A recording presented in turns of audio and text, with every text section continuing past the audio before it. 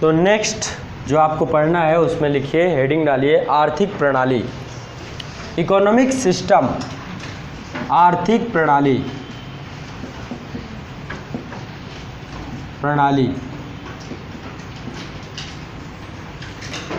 Economic system. इसमें पहले कुछ लिख लीजिए।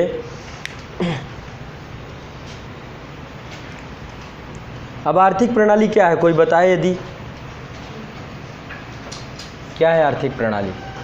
भारत की आर्थिक प्रणाली कैसी है? बहुत आसान है, कल तो बताया था मैंने। आर्थिक प्रणाली कितने प्रकार की होती है? टाइप्स ऑफ इकोनॉमिक सिस्टम, कितने प्रकार का? 3 प्रकार की आर्थिक प्रणाली होती है। कल हमारी चर्चा हुई थी। 3 प्रकार की आर्थिक प्रणाली होती है। पहली होती है पूंजीवादी अर्थव्यवस्था, पूंजीवादी अर्थव्यवस्था, आज इसको थोड़ा मेंस लेवल का पढ़ेंगे। दूसरा होती है समाजवादी अर्थव्यवस्था, और तीसरी होती है आपकी मिश्रित अर्थव्यवस्था, मिक्स्ड इकोनॉमी। ठीक है, 3 प्रकार की अर्थव्यवस्थाएं होती, तो लिख लीजिए इसको। आर्थिक प्रणाली 3 प्रकार की होती है। आर्थिक प्रणाली मुख्य रूप से 3 प्रकार की होती हैं। आर्थिक प्रणाली मुख्य रूप से 3 प्रकार की होती है। नंबर 1 कैपिटलिस्ट इकोनॉमी यानी पूंजीवादी अर्थव्यवस्था, कैपिटलिस्ट इकोनॉमी या पूंजीवादी अर्थव्यवस्था।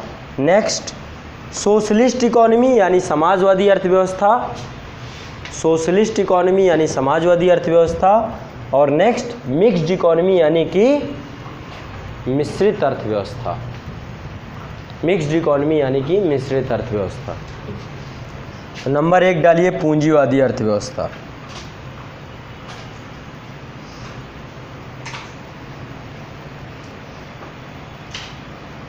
कोई इस आसान शब्दों में इसे समझाना चाहे तो समझा सकता है, बाकी टेक्निकल चीज़ें मैं लिखवा दूंगा आज। कल मैंने बताया था, इसलिए मैं आशा करता हूं कि आप पक्का इसको जानते होंगे। बताइए जुबैर जी। हाँ, हस्तक्षेप के सिद्धांत पे कार्य करती है। मैंने बताया था लेसेस फेयर के सिद्धांत पे कार्य करती है। एक पर्सन था, क्या नाम था उसका? एडम स्मिथ का सिद्धांत है। वेल्थ ऑफ नेशन एक बुक लिखी एडम स्मिथ ने, और उस बुक में उसने लेसेस फेयर का सिद्धांत दिया, हस्तक्षेप के सिद्धांत को उसने प्रतिपादित किया। ठीक है, तो ये सब चीज़ें तो मैं समझा चुका था, आज कुछ नया लिखो। पूंजीवादी अर्थव्यवस्था, पूंजीवादी अर्थव्यवस्था संपत्ति तथा निजी लाभ पर आधारित राजनीतिक प्रणाली है। पूंजीवादी अर्थव्यवस्था संपत्ति तथा निजी लाभ पर आधारित राजनीतिक प्रणाली है, राजनीतिक प्रणाली है।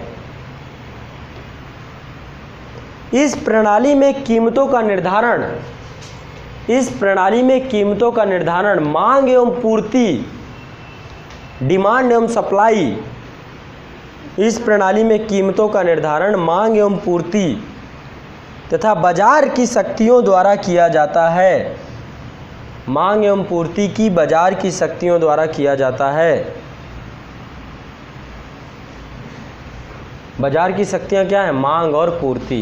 ये पूर्ति कौन है ना? डिमांड एवं सप्लाई की बात कर रहे हैं। मांग तथा पूर्ति की बाजार की शक्तियों द्वारा किया जाता है। इस प्रकार की प्रणाली को स्वतंत्र बाजार प्रणाली भी कहते हैं। इस प्रकार की प्रणाली को स्वतंत्र बाजार प्रणाली भी कहते हैं।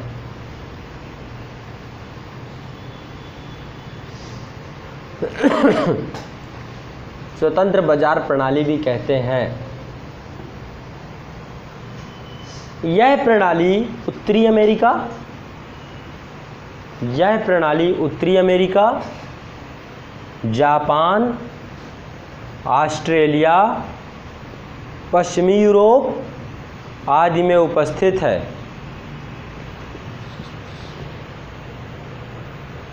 उत्तरी अमेरिका, जापान, ऑस्ट्रेलिया, पश्चिमी यूरोप आदि में उपस्थित है। क्लियर? नेक्स्ट, अब बताइए इसकी विशेषताएं क्या है। हेडिंग डाल लीजिए पूंजीवादी अर्थव्यवस्था की विशेषताएं। यही प्रणाली पश्चिमी पूरा Europe, France, Britain, Switzerland, Norway, ये सब इसी प्रणाली से है। पूंजीवादी अर्थव्यवस्था ईस्ट इंडिया कंपनी एक प्राइवेट कंपनी थी। एक दफे देखो एक क्वेश्चन पूछा जाता है, चलो यही चर्चा कर लेते हैं। जो फ्रांस था, फ्रांस भारत में आधिपत्य नहीं कर पाया, या फिर एक चीज़ ये पूछते हैं, क्वेश्चन आया था अभी यूपीपीसीएस का, किसी ने देखा हो, हिस्ट्री में आया था क्वेश्चन, मेंस में पूछा गया था, ऑप्शनल वाला पेपर, ऑप्शनल वाले पेपर में विश्व इतिहास से क्वेश्चन आया था कि ब्रिटेन में जो औद्योगिक क्रांति हुई थी वो यूरोप के अन्य देशों में हुई औद्योगिक क्रांति से किस प्रकार भिन्न थी। ब्रिटेन में इंडस्ट्रियल, इंग्लैंड में सबसे पहले औद्योगिक क्रांति हुई, अन्य देशों से किस प्रकार भिन्न थी, क्या आप बोल सकते हैं इसमें? मोटा मोटी थोड़ा सा समझना है, इसमें ज़्यादा दिमाग नहीं लगाना। देखो ब्रिटेन में जो औद्योगिक क्रांति हुई थी उसमें किसका ज़्यादा रोल था? प्राइवेट, निजी लोगों ने किया, सरकार का रोल बहुत कम रहा, सरकार ने बहुत ज़्यादा उस पर हस्तक्षेप नहीं किया, प्राइवेट कंपनियां बन गई, प्राइवेट कंपनियों के द्वारा उसे प्रोत्साहित किया गया। लेकिन अदर स्टेट, सोवियत यूनियन, रूस में तो सरकार समाजवादी अर्थव्यवस्था थी वहाँ पर, फ्रांस में भी सरकार, जैसे कि यहाँ पर ईस्ट इंडिया कंपनी एक प्राइवेट कंपनी थी, लेकिन फ्रेंच जो कंपनी आई थी, फ्रांसीसियों की जो कंपनी आई थी वो सरकारी कंपनी थी। फ्रेंच सरकार का उसमें हस्तक्षेप था उस कंपनी में। तो जब सरकार का हस्तक्षेप होगा तो आपको पता ही है कहाँ पे क्या करना है, डिसीजन मेकिंग में टाइम लगता है, बहुत समस्या है। प्राइवेट में कॉर्पोरेट सिस्टम होता है, तो बहुत अंतर है सरकार और इसमें, दोनों में बहुत अंतर है। ठीक है, जब मैं इतिहास और वो टॉपिक पढ़ाऊंगा तो वहाँ पे डिटेल से देखेंगे। अब मुझे बताइए पूंजीवादी अर्थव्यवस्था की विशेषताएं क्या क्या होती हैं? 5, 6, 7, 8 रीजन बताइए, कोई 1, 2 बताए, पहले शुरुआत करें। लाभ पे काम करती है, ठीक है। क्या? हस्तक्षेप नहीं होता। लिखिए पहला नंबर 1, संपत्ति का निजी स्वामित्व होता है, संपत्ति का निजी स्वामित्व होता है। नंबर 2, उद्योगों की स्वतंत्रता होती है, फ्रीडम ऑफ इंटरप्राइज, है ना।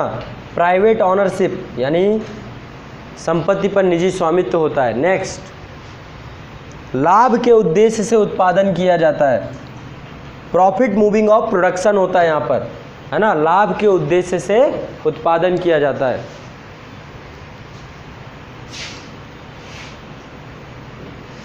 नेक्स्ट, प्रतियोगिता की उपस्थिति होती है, प्रेजेंस ऑफ कंपटीशन। नेक्स्ट, उपभोक्ता सर्वोपरि होता है, कस्टमर सर्वोपरि होता है, कस्टमर आर सुपर या सुप्रीम, है ना, कस्टमर कंज्यूमर यानी उपभोक्ता सर्वोपरि है इस व्यवस्था में, पूंजीवादी अर्थव्यवस्था में।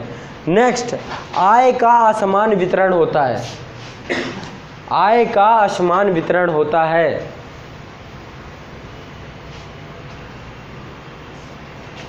नेक्स्ट, सरकार की भूमिका की अनुपस्थिति होती है, absence of role of government, सरकार की भूमिका की अनुपस्थिति होती है।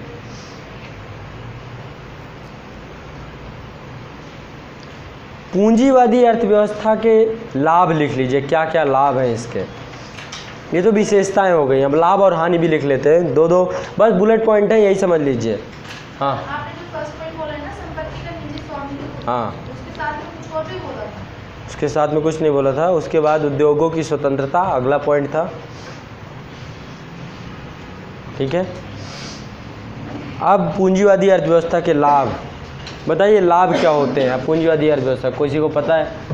देखो हमें कभी भी डिबेट में नहीं पढ़ना, हमें ये देखना है कि इसके लाभ क्या है, इसके हानि क्या है, बस दोनों पक्षों को जानना है, लाभी भी जानना है, हानि भी जानना है, और अपना व्यू पॉइंट रखना है पर्टिकुलर खुद का। पढ़ने के बाद क्या व्यू पॉइंट बनता है, निष्कर्ष बोलते हैं उसे, कंक्लूजन में क्या पहुँचे आप, ठीक है। और उसके बाद चुपचाप साइड से कट लेना है, ज़्यादा डिबेट में नहीं पढ़ना है कि नहीं यही सही है, यही सही है, यही खराब है, इस चक्कर में कभी नहीं पढ़ना। कभी भी डिबेट कीजिए, यदि सामने वाला बोल रहा है कि इस चीज़ के लाभ है, एग्री कर जाइए, हाँ ठीक है सही बात है, लेकिन इस चीज़ की डिमेरिट्स भी है, उसको भी एग्री कर जाइए, और इसके बाद चुपचाप निकल जाइए। आज देखते हैं ना बहसें होती हैं, क्या होता है, आदमी एक चीज़ में अड़ा होता है, नहीं यही सही है, यही सही है। इथिक्स का मतलब यही है, ना तो कोई चीज़ सही है ना तो कोई चीज़ गलत है, हर चीज़ परिस्थिति जन्य है, जैसी परिस्थिति होगी वही चीज़ वहीं पर वो चीज़ सही हो जाएगी, वहीं पर वो चीज़ गलत हो जाएगी। आज भारत में यदि ज़रूरत है पूंजीवादी अर्थव्यवस्था की तो रखना पड़ेगा हमें, यदि ज़रूरत है समाजवादी अर्थव्यवस्था की तो रखना पड़ेगा हमें। यानी कि है भी और नहीं भी है, है भी और नहीं भी है, ये ध्यान रखना है। कभी भी बेफालतू की बहस में नहीं पड़ना। मैं एक चीज़ बता रहा हूँ आपको, ये बहुत होता है, सिविल सर्विसेज के स्टूडेंट इसी में फंसे रहते हैं, ठीक है। उनको बस अपना मत स्वीकार है, बाकी दूसरे गए राम नाम सत्य, ये नहीं, हमें दोनों मत जानना, है भी नहीं भी है। यदि आपको कहीं से निगेटिव पॉइंट मिल रहा है तो निगेटिव अपने पास रखिए, पॉजिटिव मिल रहा है पॉजिटिव रखिए, ठीक है। किसी भी व्यक्ति के प्रति अपनी सकारात्मक छवि बना के मत रखिए, नकारात्मकता हर व्यक्ति में होती है। राहुल गांधी बहुत अच्छे भी तो हैं, बहुत ख़राब भी हैं। नरेंद्र मोदी बहुत अच्छे भी होंगे तो बहुत ख़राब भी होंगे, उनमें 50 कमियाँ हैं, 50 अच्छाइयाँ भी हैं।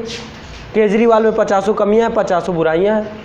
तो आपको दोनों जानना है, अब बाकी कट लेना साइड में, ज़्यादा चक्कर में नहीं पड़ना, इन सब चक्करों से कुछ नहीं होता। वैसे ही हर जगह पूंजीवादी अर्थव्यवस्था के लाभ, ठीक है। लिखिए पहला लाभ, लिखिए आर्थिक क्रियाओं को प्रोत्साहन मिलता है। यहाँ पर मैं भी कमियाँ भी लिखवाऊंगा। आर्थिक क्रियाओं को प्रोत्साहन मिलता है, अधिकतम कुशलता होती है। दूसरा पॉइंट, अधिकतम कुशलता, है ना, मैक्सिमम इफिशियंसी, यानी अधिकतम कुशलता होती है। नेक्स्ट, गतिशील अर्थव्यवस्था होती है, डायनेमिक इकोनॉमी होती है ये, गतिशील अर्थव्यवस्था, dynamic economy. Rapid economic growth होता है, तीव्र आर्थिक विकास होता है इसमें, रैपिड इकोनॉमिक ग्रोथ यानी तीव्र आर्थिक विकास। नेक्स्ट, ठीक है, ये हो गए लाभ। अब हानि लिख लीजिए, पूंजीवादी अर्थव्यवस्था की हानियाँ क्या क्या है बताओ, निकालो, कमियाँ निकालने में तो माहिर हैं हम, 2-4 कमी निकालो। क्या है हानियाँ? मनमाने रन यानी अधिक शोषण, है ना। पहले लिखिए आय का असमान वितरण होता है, पैसा कोई बहुत रईस बन गया, कोई अरबपति करोड़पति बन गया, किसी के पास पैसा ही नहीं, है ना। तो क्या है, आय का असमान वितरण। व्यावसायिक अस्थिरता रहती है, व्यावसायिक अस्थिरता रहती है। बिजनेस क्या होता है, स्टेबल नहीं होता है। व्यावसायिक अस्थिरता, स्थायित्व का अभाव होता है ना। नेक्स्ट, उपभोक्ता का शोषण होता है, उपभोक्ता का शोषण होता है। नेक्स्ट, उत्पादन के साथ संसाधनों का अनुचित आवंटन होता है, उत्पादन के संसाधनों का अनुचित आवंटन होता है।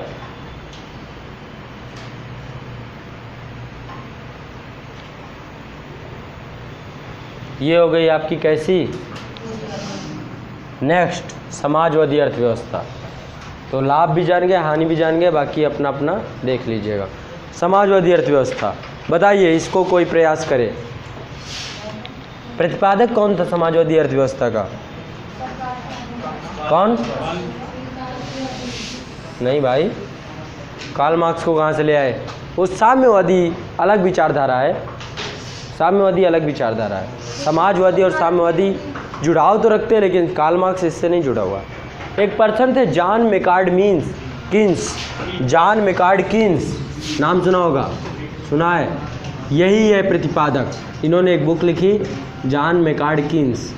इन्होंने समाजवादी अर्थव्यवस्था को प्रतिपादित किया। कभी क्वेश्चन आता है तो ये ध्यान रखना है, ठीक है। तो लिखिए समाजवादी अर्थव्यवस्था के बारे में लिखिए। समाजवादी अर्थव्यवस्था संपत्तियों पर, समाजवादी अर्थव्यवस्था संपत्तियों पर सार्वजनिक स्वामित्व तथा सामाजिक कल्याण के उद्देश्य पर आधारित, समाजवादी अर्थव्यवस्था सार्वजनिक स्वामित्व यानी सबका स्वामी, सब स्वामी है, सब मालिक है, सार्वजनिक स्वामित्व तथा सामाजिक कल्याण के उद्देश्य पर आधारित, सामाजिक कल्याण के उद्देश्य पर आधारित एक नियोजित अर्थव्यवस्था है। नियोजित मतलब समझ रहे हैं ना, प्लान्ड इकोनॉमी है, एक नियोजित अर्थव्यवस्था है।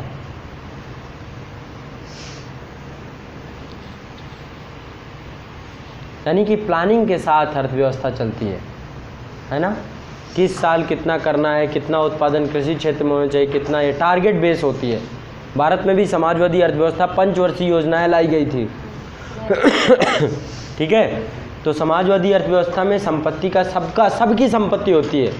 ये डस्टर है तो सबका है, ना मेरा है ना तेरा है, सबका है ना। सरकार की, हर चीज़ सरकार की होती है, प्राइवेट चीज़ का अभाव होता है, समझ रहे हैं। सड़क है सबकी है, गाड़ी है सबकी है, कोई प्राइवेट गाड़ी नहीं, कोई नहीं अपनी कार लेके कोई नहीं घूमेगा, सब सरकार की गाड़ियाँ सबकी है सब। जैसे कि अभी DTDCA चलती है या फिर उत्तर प्रदेश राज्य परिवहन निगम लिमिटेड का चलता है, तो क्या सरकार सबका है, कोई भी बैठ सकता है, एक आपको निश्चित भुगतान करना पड़ेगा उसके लिए। तो क्या है, सार्वजनिक संपत्ति है ये। कुएं, पहले कुएं खुदवाते थे लोग, अपना प्राइवेट कुआं भी रखते थे, एक सार्वजनिक कुआं भी होता था गांव में, वो सबका होता था। तालाब सार्वजनिक होते थे, सबके होते थे, है ना। तो जो सरकार की चीज़ें वो सार्वजनिक। तो समाजवादी अर्थव्यवस्था में सब कुछ सरकार का होता है, तो सरकार पे लोड बहुत ज़्यादा होता है। सरकार पे ज़्यादा लोड नहीं होगा, सब कुछ उसी को करना है, स्वास्थ्य उसी को देना।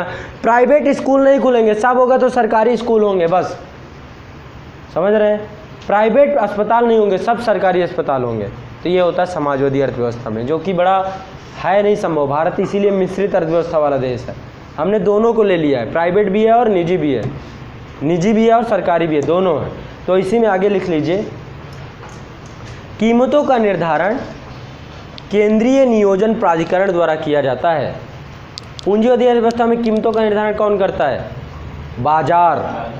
बाजार करता है। यहाँ पे कौन करता है? कीमतों का निर्धारण केंद्रीय नियोजन प्राधिकरण द्वारा किया जाता है, केंद्रीय नियोजन प्राधिकरण द्वारा किया जाता है।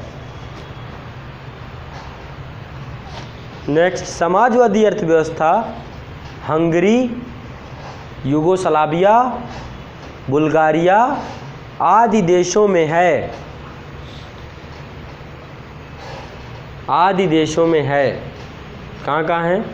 हंगरी, बुल्गारिया, यूगोस्लाविया आदि देशों में है। कहाँ? रूस में भी यही है, रूस में भी लिख लीजिए समाजवादी अर्थव्यवस्था, रूस में, चाइना में। लेकिन वही मैंने कल आपको बहुत अच्छी चीज़ बताई थी कि कोई भी देश ना तो समाजवादी रह गया ना तो पूंजीवादी रह गया, झुकाव रखता है।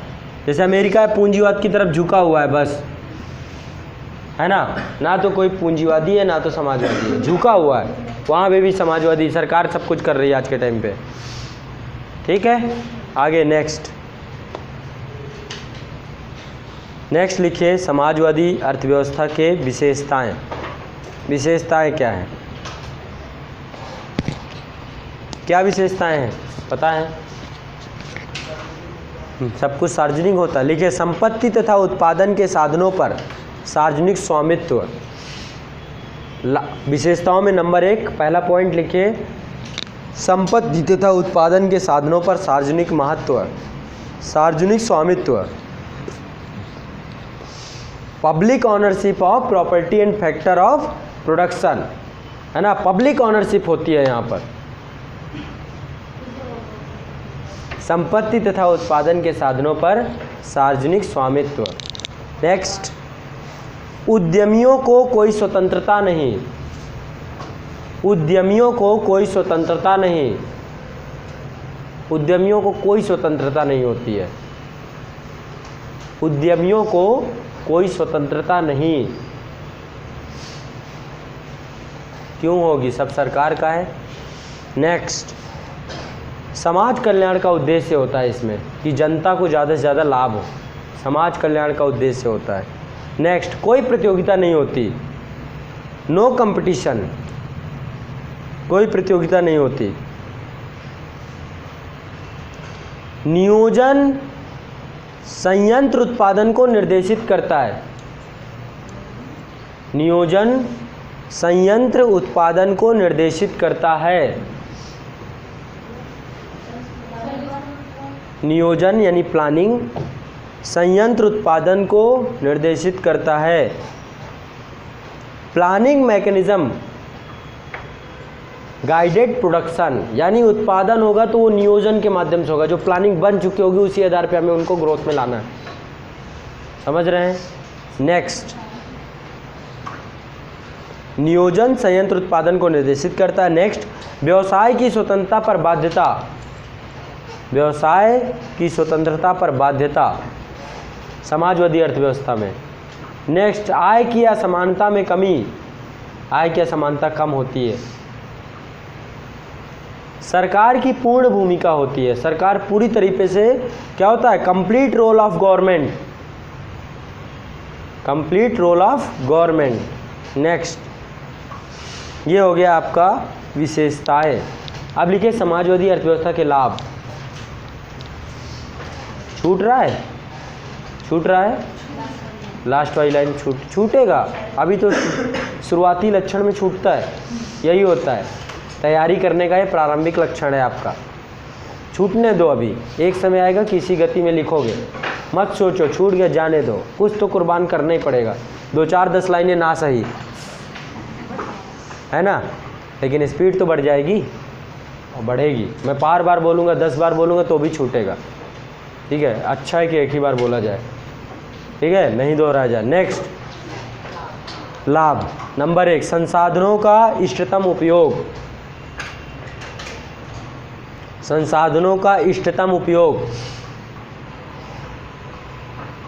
ऑप्टिमम यूटिलाइजेशन ऑफ रिसोर्सेज, संसाधनों का इष्टतम उपयोग, सबसे ज़्यादा संसाधनों का उपयोग सरकारी अर्थव्यवस्था में कर लिया जाता है, ठीक।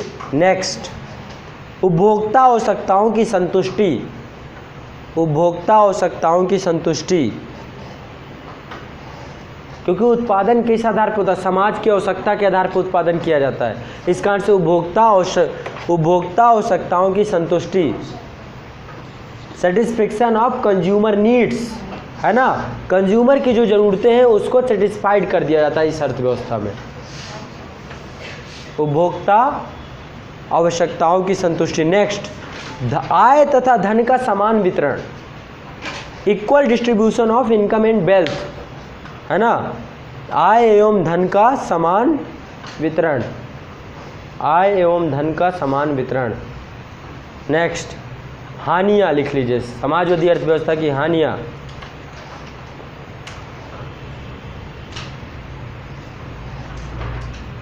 ये थोड़ा सा ब्यूरोक्रेटिक सेटअप नहीं लग रहा आपको, सब ब्यूरोक्रेसी इसमें, तानाशाही प्रणाली लिखिए, तानाशाही प्रणाली है, ब्यूरोक्रेटिक सेटअप, ब्यूरोक्रेटिक सेटअप यानी तानाशाही प्रणाली। नेक्स्ट, सरकार के हाथों में शक्ति का केंद्रीकरण होता है, सरकार के हाथों में शक्ति का केंद्रीकरण होता है इस व्यवस्था में, सरकार के हाथों में शक्ति का केंद्रीकरण। नेक्स्ट, लागत की गलत गणना होती है, लागत की गलत गणना होती है, इनएक्यूरेट कैलकुलेशन, है ना, लागत की गलत गणना होती है। नेक्स्ट, मिश्रित अर्थव्यवस्था, मिक्स्ड इकोनॉमी,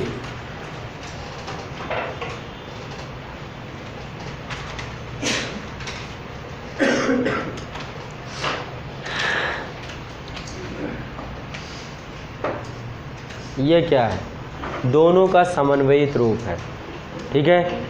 यहाँ पे सरकार भी है और निजी व्यक्ति भी है, दोनों एक साथ एक दूसरे का सहयोग कर रहे हैं, और ठीक है। तो लिखिए, इसमें भी लिखिए मिश्रित, मिक्स्ड इकोनॉमी में लिखिए। सोवियत संघ में, थोड़ा सा सोवियत संघ का ग्लिम्स लेते हैं।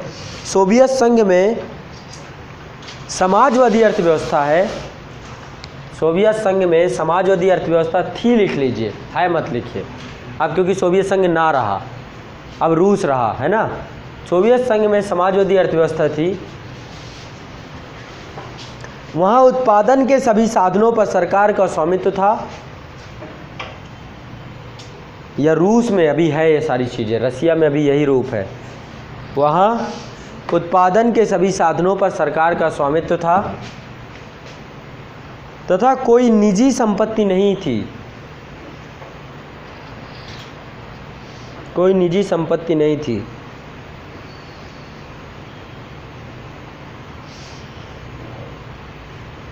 तो क्या भारत में ये काम हो सकता है कि कोई निजी संपत्ति ना रहे? भारत में संभव था इस प्रणाली को लागू करना? नहीं संभव था, है ना। तो इसी को आगे कंटिन्यू कीजिए। इसे भारतीय लोकतंत्र पे लागू करना इसे भारतीय लोकतंत्र पे लागू करना संभव नहीं है, संभव नहीं है, क्योंकि भूमि तथा अन्य संपत्तियों पर स्वामित्व के चलन को बदला नहीं जा सकता, क्योंकि भूमि तथा अन्य संपत्तियों पर स्वामित्व के चलन को बदला नहीं जा सकता।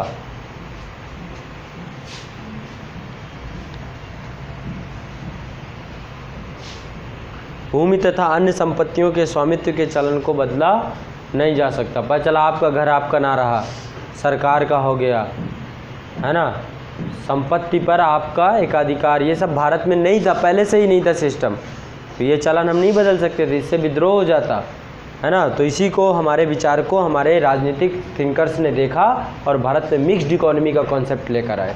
तो आगे इसी को कंटिन्यू कीजिए।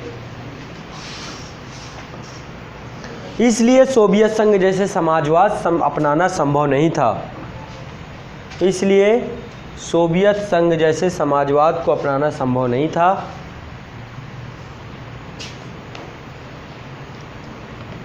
पंडित जवाहरलाल नेहरू तथा अन्य नेताओं तथा विचारकों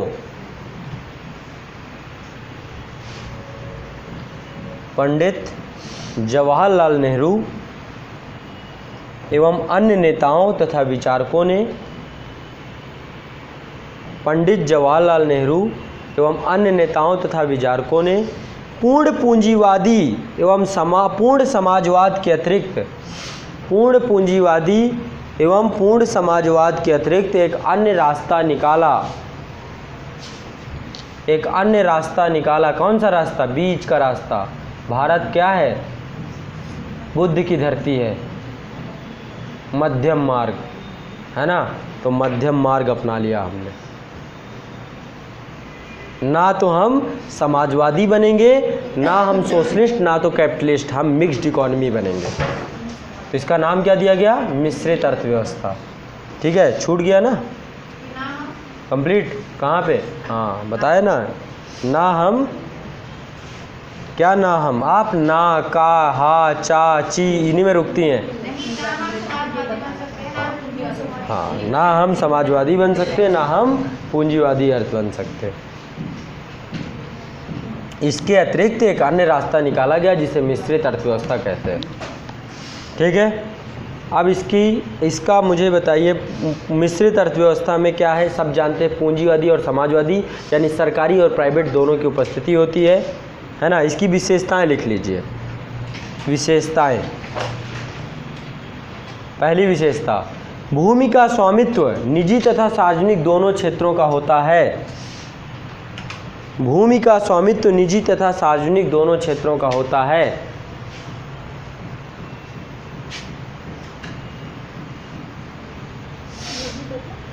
भूमि का स्वामित्व निजी तथा सार्वजनिक दोनों क्षेत्रों का होता है। नंबर 2,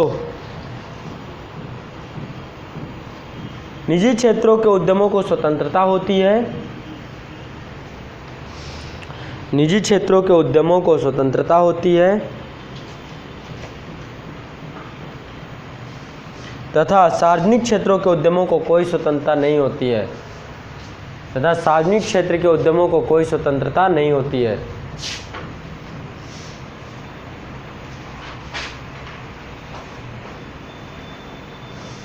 कोई स्वतंत्रता नहीं होती है।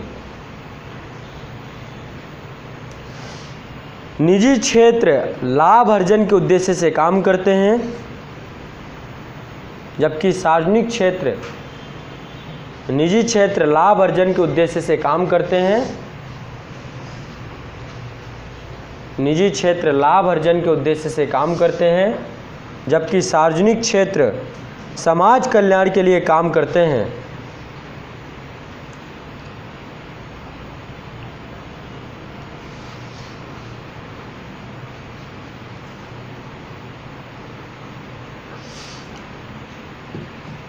जबकि सार्वजनिक क्षेत्र समाज कल्याण के लिए काम करते हैं। प्रतियोगिता निजी क्षेत्र तक ही सीमित होती है।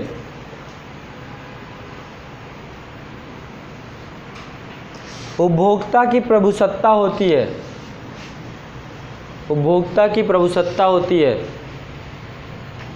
कंज्यूमर के पास क्योंकि दोनों विकल्प होते हैं, प्राइवेट भी जा सकता है और निजी भी जा सकता है। उपभोक्ता की प्रभुसत्ता होती है। आय में असमानता होती है। अब भारतीय अर्थव्यवस्था मिक्स्ड है तो उसी के लक्षण है बता रहा हूँ। यहाँ पे उपभोक्ता, आप कंज्यूमर हो, आपको खुद पता है कि आप प्रभुसत्तापूर्ण हो। उपभोक्ता की प्रभुसत्ता होती है, व्यावसायिक स्वतंत्रता होती है।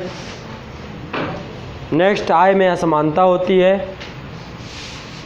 सार्वजनिक क्षेत्र में सरकार की पूर्ण भूमिका होती है।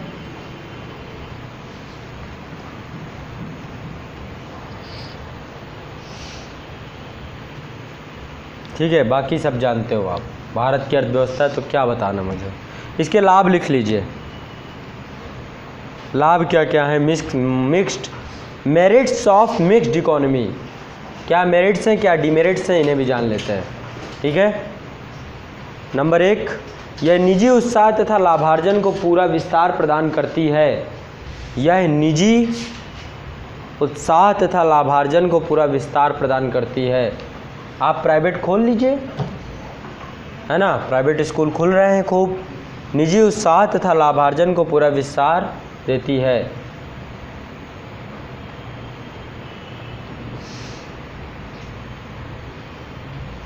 नेक्स्ट, निजी तथा सार्वजनिक क्षेत्र में, निजी तथा सार्वजनिक क्षेत्र में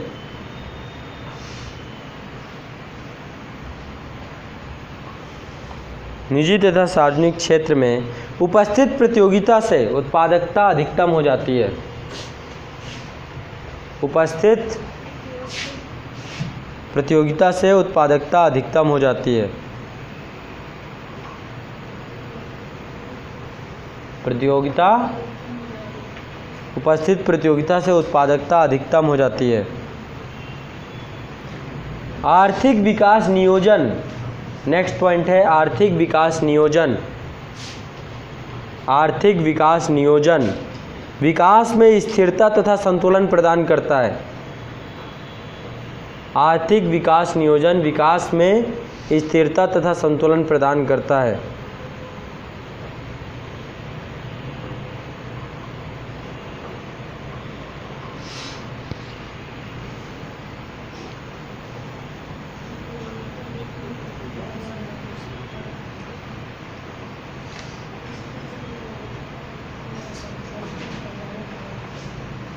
ठीक है। नेक्स्ट, हानियाँ लिख लीजिए। Demerits of mixed economy. Demerits, number 1, राष्ट्रीयकरण का भय बना रहता है। प्राइवेट बैंक थे, 1969 में रातों रात क्या कर दिया गया? राष्ट्रीयकरण, 14 बैंकों का राष्ट्रीयकरण कर दिया गया। ठीक है, कभी भी राष्ट्रीयकरण हो सकता है किसी संपत्ति का, तो राष्ट्रीयकरण का भय बना रहता है। नेक्स्ट, अकुशलता तथा भ्रष्टाचार। अकुशलता यानी इनएफिशिएंसी रहती है, इनएफिशिएंसी एंड करप्शन। अकुशलता तथा भ्रष्टाचार। आर्थिक शक्तियों का केंद्रीकरण रहता है। ऊपर सरकार बैठी रहती है तो हमेशा रूल एंड रेगुलेशंस बनाती रहती है। आर्थिक शक्तियों का केंद्रीकरण रहता है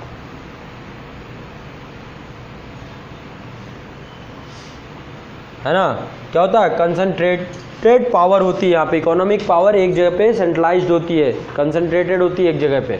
तो ये हो गई एक बात। ये हो गया, आपको मैंने तीनों इकोनॉमी के प्रोज एंड कॉन्स लिखा दिए।